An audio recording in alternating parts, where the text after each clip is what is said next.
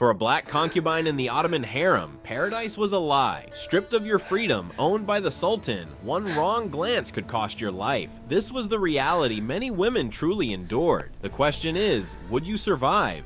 It begins long before the palace. You are stolen from your home, torn from your family in the dead of night, shackled, forced across deserts and seas, sold like an object. By the time the palace gates rise before you, your life no longer belongs to you. Inside, you are herded through stone corridors, the air heavy with incense and whispers. Pale-skinned women glide past you in jeweled gowns. They are not your sisters, they are your rivals. And then comes the inspection. Older women in black silk circle you like merchants at a market. They pull at your hair, study your skin, measure your body with cold eyes. You are ordered to undress. They laugh when you flinch. Your value is spoken aloud as if you cannot hear. One wrong move and you are discarded. When they finish, they strip away the last pieces of who you were. Your clothes, your braids, even your name. They hand you a new one, foreign on your tongue. You repeat it because refusal means punishment. That is the first lesson of survival. Your identity belongs to them now. You might think this is the bottom, but in the Ottoman harem, the bottom can always sink deeper.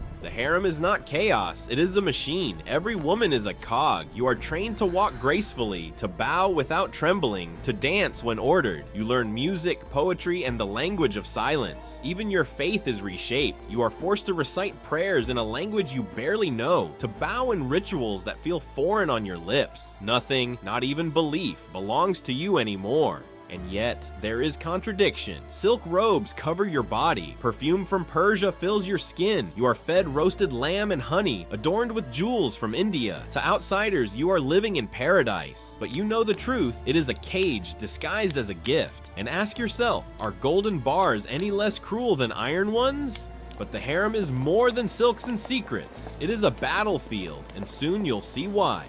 Every woman here is trapped in the same silent war, each waiting for the smallest chance to rise above the rest. The Sultan's gaze is not just desire, it is survival, status, and power disguised as affection. One fleeting glance can transform a slave into a queen, while one ignored smile can mean a lifetime of obscurity. Behind jeweled eyes, envy simmers like fire. Some slip venom into perfumes, others lace food with poison, and always, whispers slither through the corridors, soft and dangerous, until you realize the deadliest weapons in the harem are not swords, but secrets. At first, you cling to her like a lifeline, whispering stolen memories of home, daring to laugh quietly when the guards are gone. For a fleeting moment, you believe you are not alone in this gilded cage. But then dawn breaks, and her bed is stripped bare. No goodbye, no explanation, just emptiness. Her scent still lingers on the pillow. Her bracelet lies forgotten on the floor, and yet no one dares to ask where she has gone. Was she dragged away in the night? Did jealous hands silence her forever?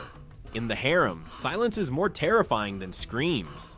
The disappearance haunts you, and so your eyes drift to the only figure who might hold the answer, the Valide Sultan. She is the silent puppeteer, the one whose nod decides who vanishes and who survives. Whispers claim she orders punishments without raising her voice, that her glance alone can seal a fate. You realize quickly that in this place, loyalty to her is your only shield. One misstep, one breath taken without her approval, and you could share the same fate as your lost friend. To survive, you must learn her rules or be erased like you never existed. You might fear the Sultan's power, but his presence is distant, almost predictable. The true danger is far closer, woven into the silks and painted smiles of the women who surround you. Every touch hides a blade, every laugh carries venom. The rival at your side could be the one who poisons your cup or whispers against you. In the harem, betrayal wears perfume and smiles sweetly. One night, the eunuchs appear at your door, their shadows stretching like executioners. You are given no time to prepare, no time to breathe. Barefoot across the frozen marble, each step cracks your courage. The chamber you enter blinds you with its golden walls, but no splendor softens the fear. The Sultan waits, draped in immaculate white, his eyes cold, impossible to read.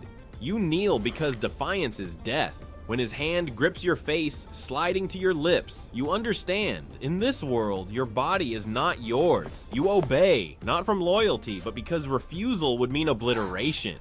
When it ends, they hand you a pomegranate seed, a symbol of fertility, they say. But you know the darker truth. You are a vessel, not a woman, and if you think this night defines your fate, wait until the morning sickness comes.